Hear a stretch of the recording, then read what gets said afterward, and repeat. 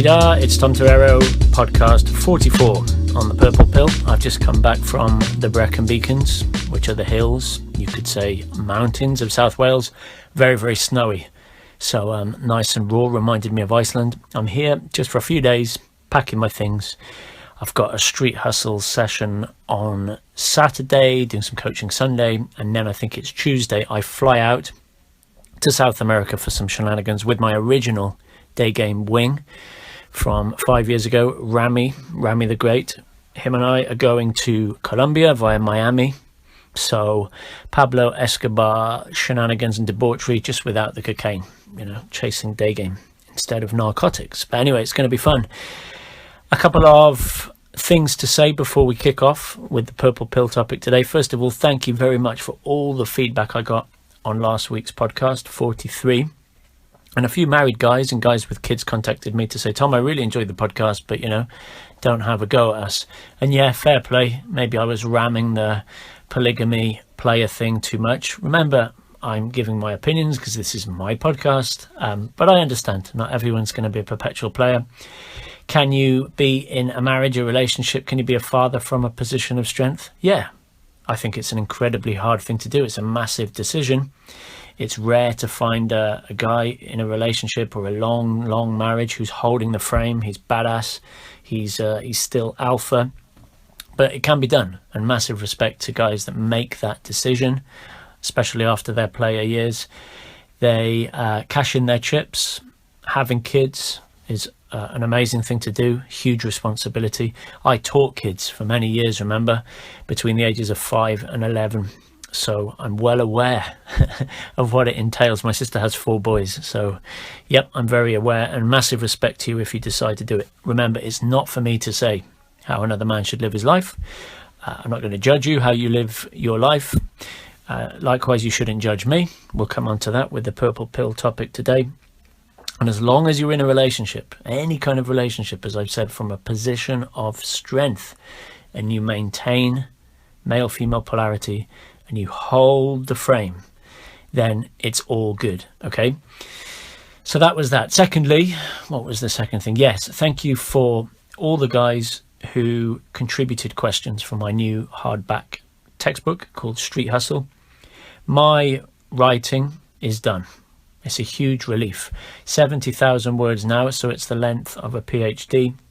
I'm done with it. It's gone to a copy editor, and now it's at a line editing stage to cut off a bit of the fat, give the sentences some punch, cut out the repetition, all that kind of thing. And then I've got another guy who's a comic illustrator. He's doing graphic comic style film noir, hustle, heist, very Bond, Ocean's 11 style illustrations for this book. So it should look badass, and I hope he's going to do the cover as well. So all in all, I think we've got about a month to go. So I'm hoping the middle of February for the release of this massive Tom Torero textbook.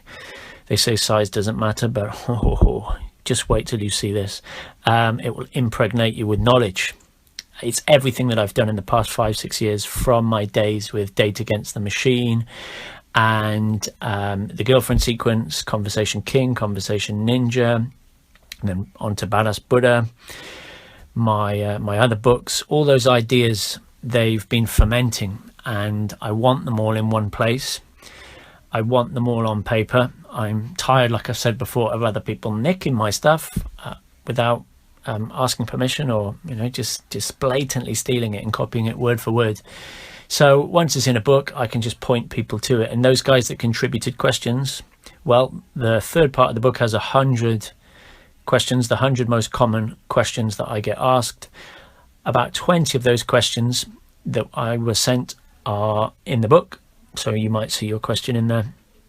So a big thank you for that. All right, on to today's podcast, the Purple Pill. Sounds a bit abstract. Let's unpick it. You hopefully know about red pill versus blue pill. You should definitely know it from the movie and popular culture. The movie was The Matrix, and it comes from that moment when Morpheus explains to Neo that the Matrix is a world created to prevent humans from discovering that they are slaves to an external influence. So he holds out a red pill and a blue pill in each of his palms, and he says to Neo, "This is your last chance. After this, there is no turning back. You take the blue pill, the story ends. You wake up in your bed and believe whatever you want to believe. You take the red pill, you stay in Wonderland, and I show you how deep the rabbit hole goes. Remember, all I'm offering is the truth, nothing more." Great tagline for what I teach and this podcast. All I'm offering you is the truth, without judgment, nothing more. So my former blue pill self, or your former blue pill self, was your idealistic, romantic, needy, supplicating, you could say beta self, before you learnt about game and hustling and day game and the true nature of male-female relationships and dynamics. You believed the Disney movies and the rom-coms, and you got burnt because of your needy Mr. Nice Guy behavior. So that was your blue pill. I was massively blue pill, if you've read my first book, Day Game. Unbelievably chody, but that's how you learn your lessons. I was the nice guy for many years, even when I got into day gaming. And then slowly over time, hopefully by taking action and being in field, not being a keyboard jock or just listening to these podcasts, over time you understand how men and women interact, what turns women on, what flicks the switches, and you implement it and you get success, and that's how you become red pill.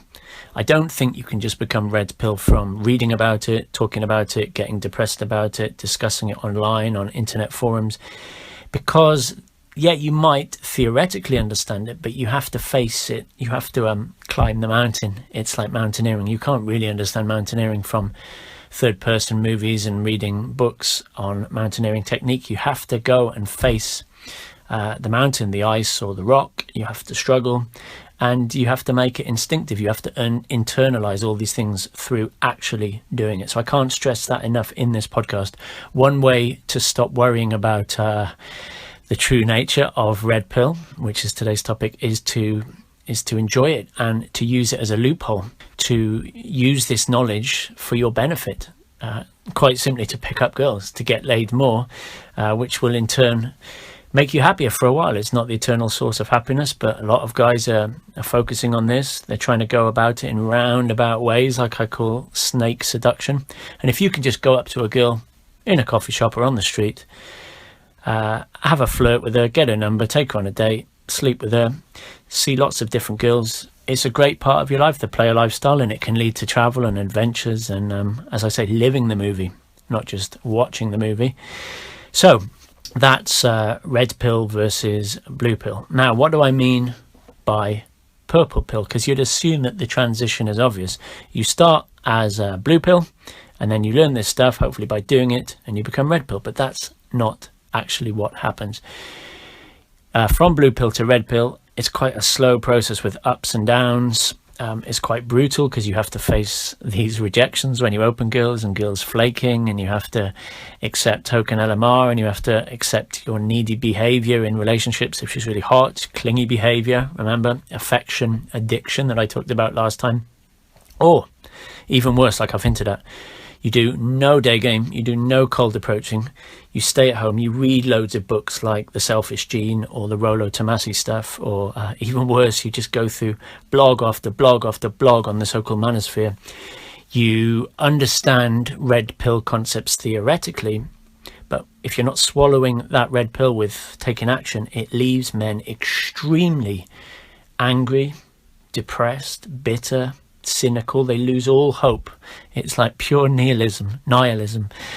I remember as a geeky 18-year-old, I must have been maybe 17, before I went to Oxford, I had a place at Hertford College in Oxford, and they sent me my reading list for biological sciences. And because Richard Dawkins was one of our lecturers and one of our tutors, they said everybody had to read The Selfish Gene, which I would advise everybody listening to read. Fantastic book about the genetic answer to why life on Earth exists, and it explains our behaviors and our dating and our mating. So I read this as a very naive, geeky, beta 17-year-old, and my world just collapsed because all the truths that I had grown up with seemed to just fall onto the floor, smash into a million pieces. And Dawkins reveals, nature red in tooth and claw. and the true struggle in terms of survival and replication. And it's not success of the species or the tribe. We're not trying to help each other. It's success of DNA. So even within our body, there's conflicts between organs have teamed up, and why altruism, as I explained last time, is actually a selfish strategy. Anyway, I'm not going to go into all that, but the image I want you to imagine is me literally on the floor of my bedroom, first year in Oxford. I just lay on the floor after digesting this stuff and going to more lectures and listening to Richard Dawkins, and I lay on the floor in my room and I shut my eyes, and I was at a point of utter despair. I thought that, well, this is how the world is. There's no beauty, there's no magic, there's no God. This is terrible. So what I did, as I explained in my first book, Day Game, I sent Richard Dawkins an email. He was at a different college in Oxford, but I was allowed to see him because I was on his course. But very kindly, he offered to see me in his home in North Oxford. He said, yeah, come round and we can talk about your concerns. So I sat in his living room as he stood by the window. I sat on his sofa. His beautiful wife, Lala Ward, was drifting around in the background. I hadn't noticed her, or, I didn't know anything about game or the fact that Richard Dawkins was a very good player. And anyway, I just poured out all this negativity and why all the harsh, bleak truths of evolution were so disturbing to me, i.e. the red pill stuff that you're perhaps discovering now. And he listened, and very kindly he took it. He didn't try to defend it. He didn't try to get angry. He just referred me to some books on his bookshelf about the poetry of nature and the wonder of the universe and why all is not lost. Because if you have the opportunity to understand why we're here, that's amazing. The first organisms on planet Earth, to be able to look back and think, how it all came to being, that's amazing. Being able to decide your destiny and what you're putting your attention on and how you're creating your reality, that's also amazing. Man becoming God and all that. So he was trying to explain this to me, but as a spotty, depressive introvert, no girlfriend guy, it didn't really do much good. Anyway, long story short, I struggled on with the course, tried not to think about genetics too much, and the rest is in my book. But anyway, I'm just making the point that I know how dark it can seem when you first learn about the true nature of women and women's dual mating strategy. Hopefully this is all familiar to guys who listen to my stuff. If it's not, watch my talks on sexual market value, monogamy versus polygamy, why you have cads and dads, lovers and providers, why women cheat, why men want to pump and dump, and all this stuff. And you read Tomasi, they're fantastic books. Rollo Tomasi, who was a guest on this podcast, read both his books. Any player, without just sitting in your bedroom, but any player, along with in-field experience, should read books 1 and 2 of The Rational Male. I'll put a link below. But again, loads of guys read that stuff and they think it's doom and gloom. They really believe that there is a conspiracy against men. So guys that don't go out and cold approach and have fun with girls, they just sulk and they think, well, this is not fair. It's like seeing or reading a book rather on cheat codes for a casino, but not being able to go and actually play in the casino. So they get really, really bothered by it. They think it's a conscious thing that women are doing. They think that these games, a bit like some people think evolution is a conscious process against us. And now Richard Dawkins many times says he wishes he hadn't called that book The Selfish Gene, because it implies consciousness. It implies a sick game. Whereas if you know about evolutionary biology, it's just a system. It just runs like a mathematical model. It's like physics. It's like gravity. It doesn't judge. There's no ethics involved. We're the people who put morals and ethics onto things like that. So if you step back and just see it as this blind process, Dawkins calls it The Blind Watchmaker, also a great book, you see that there's nothing to be worried about. And like I said in the beginning, you can take advantage of these loopholes, i.e. cold approach and street hustling, that they are the loopholes in the sexual marketplace, because sexual market value is relative and it's subjective. If it was just objective, then there would be nothing we could do about it. Therefore, those be yourself natural guys would be right, and those of us that had very low SMV in our teenage years or our 20s would be fucked. There'd be nothing we could do about it. But if you know about blackjack and you know about basic strategy and you know about card counting, watch films like 21 or read the book of the film Bringing Down the House. Just start looking at blackjack hustling against a casino and realizing it's not illegal. They were just using mathematics to raise their edge. And that's exactly, as I say in Street Hustling, what we're doing. Okay, so it's nothing dark. We're not really cheating. It's just a game. Women are doing their part of the game. Like I've said, we're doing our part of the game. Make love, not war. Yeah, I think that was my first ever podcast. Anyway, so you've got your blue pill phase, you've got the bitter taste of the red pill, and then hopefully, once you get over the anger, you become red pill and you enjoy it and you take advantage of it. But there's this horrible phase in the middle where a lot of guys want to pretend like they never discovered the rabbit hole. They're blue pill, they find out about red pill, it's too painful, they want to bury their head in the sand, or for even more cynical reasons, they want to make it mass market, clickbait appeal. You know, perhaps they want their website to get millions of views, they want to go on mainstream media, they want it to become quote unquote female friendly. Because remember, the casino doesn't like it when you win, society doesn't like it when you hustle. So obviously women are not going to promote male tactics, just like we don't like it when women promote female tactics. So anyway, these guys become what we know as purple pill. And purple pill is just a distorted view of red pill. It's a distorted truth to serve an agenda. And while you might say, Tom, just don't bother about these guys, we really have to. We certainly need to raise awareness, definitely with new guys, because the internet is flooded now with purple pill, like feminized red pill. And a young guy getting into this, he'll go onto YouTube and obviously he'll watch the most popular videos with millions and millions of hits. And surprise, surprise, those very popular videos are watered down versions of the truth to serve an agenda. They're saying, listen, you can stay in your old blue pill way. Don't you worry. You can be yourself. You can be natural. And they'll sprinkle in a few little red pill truths that they've cherry picked. But they'll say, listen, don't worry about any of that creepy game stuff. Don't worry about being a pickup artist. Forget all that. That's just really old school. It's meaningless. It's creepy. It's misogynistic. It's sexist. You just stick with us, you know. You become a female approved beta male. You don't need to change and all's going to be well. So it comes across as very judgmental from a moral high horse. It's a bit like, it reminds me of creationism versus evolution, you know, and creationists saying, well, evolution's just a theory, we don't need to take it that seriously.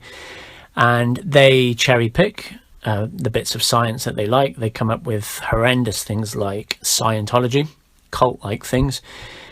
And more on the internet, you're seeing purple pill game. And in the last couple of years, it's been flooded now with purple pill day game. All right. And it's disturbing because if you've listened to my podcast about white knights giving guys wrong information, if you've heard my term about snake seduction, you'll understand that it's very difficult for a beginner to see the wood for the trees. So he might go onto YouTube or Google or a day game site and he might see terms like life coaching, or he might hear the term confidence coach, or be authentic, or this is just about self-development. Or even more careful, he might get into self-development to become a quote-unquote self-actualized man, you know, or to be congruent. Because this all sounds very appealing, and it's okay with women. Yep, you can be all these things. So he thinks, great, I'm doing the right thing. You know, I'm going to the gym, I'm eating healthy, I'm looking like a Jersey Shore boy or an Essex lad, we might say here. Got the white teeth. It's okay to be apologetic. It's okay to be a game denialist. It's okay to be feminine. It's okay to be overly sensitive. And there's a whole pseudo spirituality, pseudoscience, new age, fuzzy thing going on where they bamboozle you to hide the lack of evidence into purple pill beliefs, because it's easier to swallow. You don't need to look reality down the barrel of the gun. You don't need to accept these harsh truths of evolutionary biology in the red pill. So you say, okay, I'm just going to bury my head in the sand. All will be well. It's like the faith healers. It's like the psychics that people like Darren Brown or old school Harry Houdini used to try and expose. Yeah, but what I take offense to is their judgment of pickup, their denial of pickup, and their high moral ground, especially if those guys blatantly are, behind their website trying to get laid. They're going out, they're cold approaching, they're nailing girls. They know what they're doing, but for marketing reasons, they're taking the moral high ground. They're saying, listen, we're above pickup. Okay, we're over pickup. Married guys will often do this as well, or guys with kids. They'll say, it's not about those cheap sluts. I'm all about a quality girl. Oh, those poor players, it must be terrible. And often those guys, like I said, they're white knightish. They believe in the Madonna whore thing. Like I said, the girls that you can get from cold approach, they must be whores. That's a common night game argument as well, that you only find sluts during the night and good girls during the day. Oh, how wrong that is.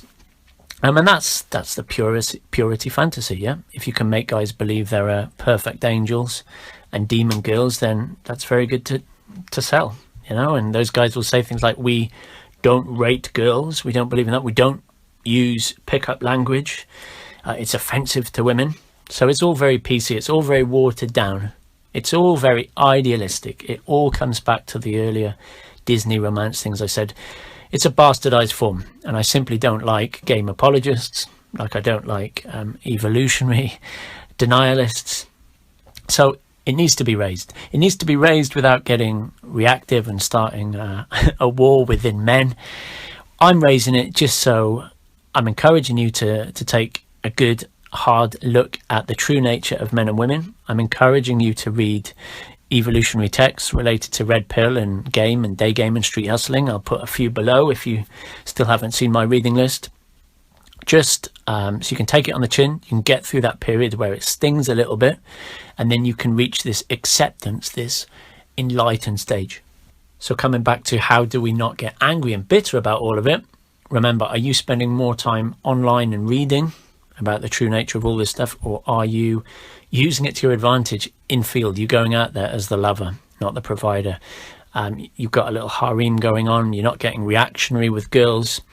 Like I always say, see them as beautiful puppy dogs or children. Okay, they need your frame. They like it. They like to be feminine. They like a masculine man. So you can have great fun with it. Are you doing other things than just sitting and reading and listening to this stuff? So traveling, like I said, from Iceland, going into the wild somewhere, and remembering that reproduction and women, that's just one part of life on earth. You can do lots and lots of other things. I'm not saying run away to the hills, but I'm saying enjoy nature, enjoy other hobbies. Remember to balance your life. Yep. Where are you getting your affection from? I said that in the last podcast. So if you're kind of abandoning traditional monogamy, a bit like me, you need to have other affection sources. Remember I said get a dog or get female friends that you've already slept with. Make sure you've got love in your life. You're doing good things. You can't just be this isolated monastic guy in your bedroom on your laptop raging against the world. It's not healthy. And hopefully you're not judging guys who choose the player route. You're not judging guys who choose the marriage route. Like I said at the beginning of the podcast, it's every man.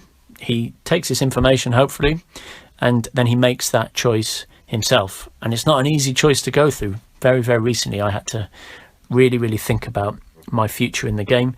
I was dating a girl, and we just got to that point where we were discussing, is this going to get serious and a bit more monogamy-like, or are we going to go our own ways? And she knew my true nature, and I followed my gut, as Tomasi says, and I knew my true nature. So I've decided basically to be a player, to carry on traveling, to carry on grabbing life by the horns. I can't see myself doing the whole settle down thing, plug back in thing with wife, car, kids. But there's a lot of guys who can. So fair play to you if that's you. Okay, I think we'll wrap it up there. I know it's a little bit short, but tomorrow I'm off to London and I've got to edit another video right now. Oh, the wonderful life. Anyway, this is about Saturday Street Hustle session in London, February the 6th. It's my only training date in February, from 12 o'clock till 5 o'clock, maximum 2 students. It's the complete London day game model, Torero toolkit, all the stuff you need to get going. It's 5 hours of 99% in field, all right? Stores, cafes, street, malls, wherever. We can go to London Zoo if you want to approach some animals. Sadly, no sheep in London Zoo. The other 1% is sitting in a cafe over a cup of tea and explaining the model, and at the end of the session going through sticking points, blind spots, and getting a schedule together for you to either find a wing and do it, or to do solo digging wherever you are. So come and learn those street hustling ropes with me. It's first come, first served. 500 quid for those 5 hours on the 6th of February. Email tom@tomtorero.com. Anyway, until next time, which will be actually with Rami, I guess, in Miami or Colombia. Ta-da.